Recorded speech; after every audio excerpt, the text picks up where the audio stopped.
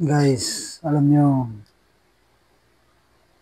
itong newsfeed ko recently, napupuno ng balita tungkol dito sa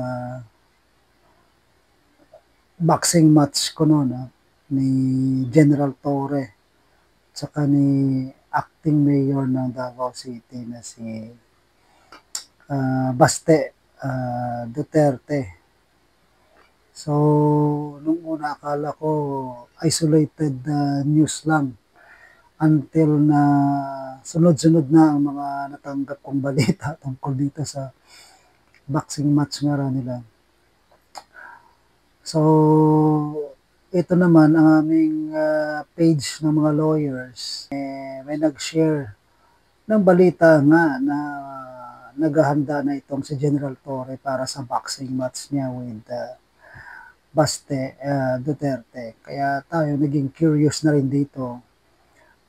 Unang-una, tayo sumusubaybay rin dito sa sport na to. Matagal ko na rin pinapanood ng mga magagaling na boksingero, no?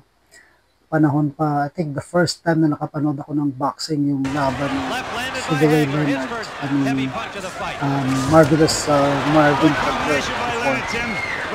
So mula nun, hindi ko tayo dito sa sport na to, gustong-gusto natin pinapanood. Kaya hindi ko rin mapigilang himahin kung ano ba ang pinanggalingan ng boxing na hamunan dito or hamunan sa boxing nitong dalawang to. So a little bit of background check. Lumalabas pala na parang nagsalita itong si acting mayor, no, na Baste Duterte, na parang matapang lang daw si Torre dahil sa kanyang uniforme, something to that effect. At kaya kung magsusuntukan daw sila, itatalunin niya ito. So parang based on that comment, nag-respond naman ito pala si General Torre at ang sinabi, total bagyo naman daw, marami na sa lanta na mahihirap, bagyong Krising, for charity, pwede silang mag-boxing, no? At yun nga sinabi niya na ipahanda ang Araneta Coliseum para dyan na mag-host dito sa kanilang boxing match. So guys, sa tingin ninyo, based on this, katuwaan lang, no? Kung sino ba ang mananalo sa kanilang laban. So ako, dahil nga tayo ay isang estudyante ng sport na to, tinignan ko yung mga clips kasi nag-upload yata sila ng mga parang training na nila sa boxing, no? So as you can see, itong clip na to ng boxing training ni General Torre, nakikita mo na nagmi-mix siya, no? So the way na sumuntok ito si General Torre, may magandang rotation at may konting fluidity. Pero yun na nga, pag bumitaw ito ng suntok, hindi nakaangat ang isang kamay sa defensive position, ano? So ang suntok niya, halimbawa jab, open yung kabila niya. Instead, yung tinuturo ng mga boxing coaches ay pag sumuntok ka ng jab, automatic nakaangat yung kabila para dito sa kabilang sa naka-defensive position for counter. At ganoon din pag bumato ka ng right mo, automatic yung kaliwa mo na nakadepensa rin dito agad sa kabila, no? So as you can see dun sa video, hindi ganoon. Then you look at kay Mayor Baste naman, you can see na medyo may thickness ang kanyang suntok. Pero kung mapapansin mo, may ganun problema din siya, no? When he punches, nakababa rin ang kabilang kamay. Remember Ryan Garcia? Kaya po hinagip yung hook ng Tank Davis at ni Rolly Romero. Hindi ito magbibitaw ng hook, nakababa yung kanyang kamay instead na nakaganyan.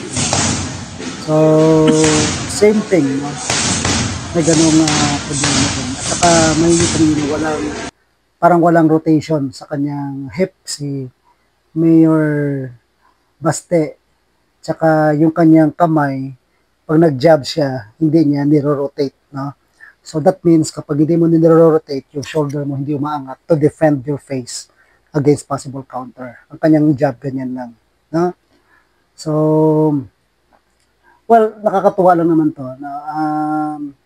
But at the end of it all, it's a good thing din kung titingnan mo kasi sportsmanship, no? Instead na magkaroon ng talagang sakitan na may mawala, ano, so at least ito dadaanin na lang sa sport, no? So medyo ano, funny, pero again, if they do this for charity, mukhang ano na to, nag-gain na ito ng traction, publicity wise.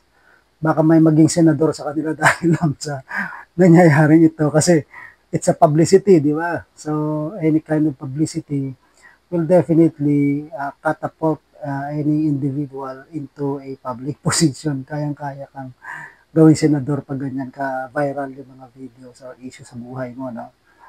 So, abangan natin ang susunod na kabanata, and I hope the better man wins, and they do this for the sake of those who were victims of Typhoon Crising, no? For charity nga naman, sabi nila. And again, this is just for good spirit, good nature. After nyan, ang lalaki naman, pagkatapos magsuntukan, nagiging magkaibigan. And I hope that goes the same for them. So, good luck sa inyong dalawa. And tayo namang mga kababayan natin, we hope the best not to come out of this. So, abangan natin mga kababayan.